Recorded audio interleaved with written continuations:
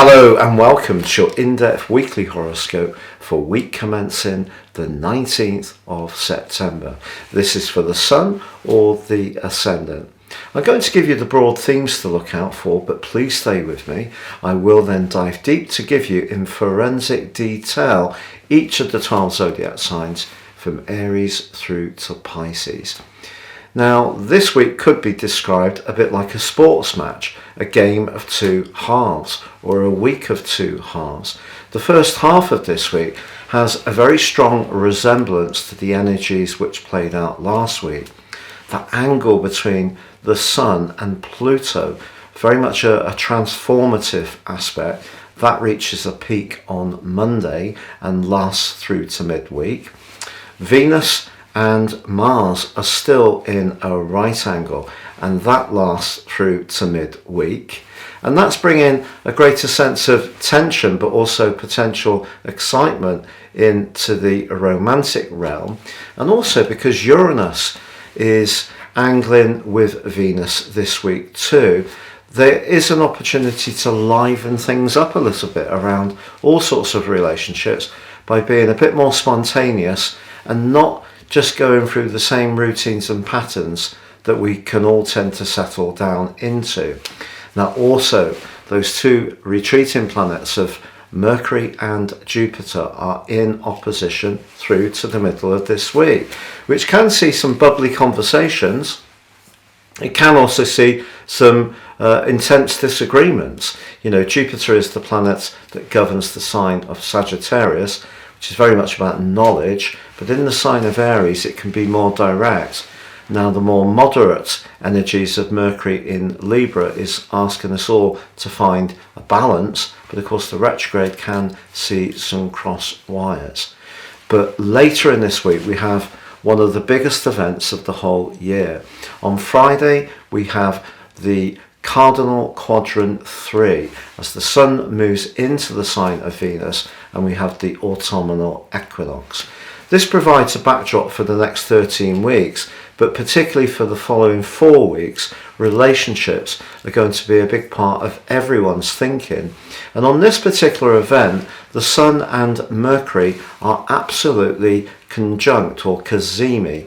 So I think important to really take the whole concept of relating seriously.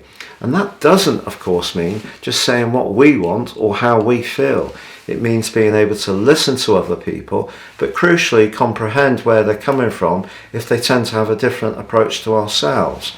And then on Sunday, we have a new moon in the sign of Libra, which just brings even greater dynamism into our need to relate well. But this one's in an opposition with Jupiter. Interesting, Jupiter's still in that retrograde, and I think that this means that there can, if we're open to it, be some really positive exchanges. We see lots of people giving their opinions these days, but it's very important to also have conversations and discussions. And I think as this week goes on, despite any tensions that may be there, and of course Saturn and Uranus are still inching closer to their exact square, which within 1 minute occurs between the 2nd and 12th of October, a repeat of an energy that was so prevalent in 2021 and at the start of this year. There is a lot of tension around. So if we can find a way to embrace this Libran energy of trying to find points of agreement, or to celebrate the things that we share rather than highlighting all the time the things that are different between us, I think it does provide an enormous opportunity over the next few weeks. So Libra, your week commencing the 19th of September forecast sees your ruler Venus very prominent in the first half of this week. It's located in the 12th house, which can see you very nostalgic, it could see you sentimental, it may, in an ongoing sight, if you're not completely settled, see you thinking very carefully about whether this is the right tie for you. But it's squaring with Mars in a part of your horoscope that's really quite dynamic and adventurous. But that could also, this combination, push to the surface some tender issues that may need to be articulated. On the other hand, Uranus, the planet of change and the unexpected, is linking very positively to Venus. And Venus, of course, can be about money. So an idea, a germ of an idea that's working around the back of your mind can start to excite you the longer this week goes on. Also, with the Sun and Pluto in an exact 120-degree trine on Monday, all the hard work that you've been putting into better understanding who you are, your emotional identity, your needs in terms of your immediate environment, but also your interactions with your family or close friends. That's been a process that's been going on for so long, but I feel on Monday you can see just how far you've come. Also, Jupiter and Mercury are in opposition in the first half of this week, which, despite the fact that they're in retrograde, is a very bubbly link.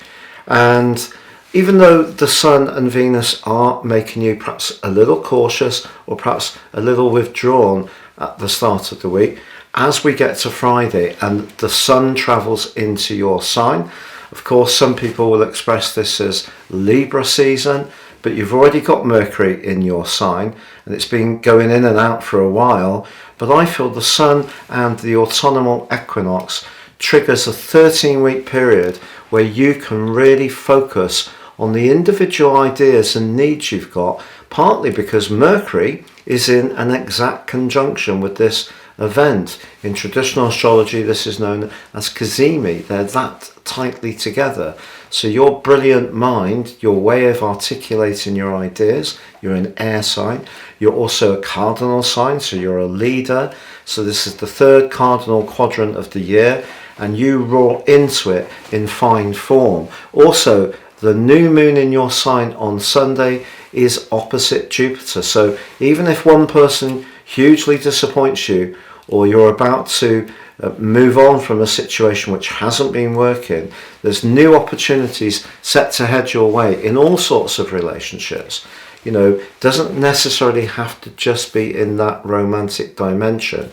I know that Saturn is in retrograde in your 5th house of romance and forging that really abrasive right angle to Uranus in your sector of devotion. But I think some new energies coming in that can really bring you into the present, give you a sense of spark and excitement, get you on the front foot, and some of this very inward energy that's been so dominant for so long is going to start to make way. Really exciting for you.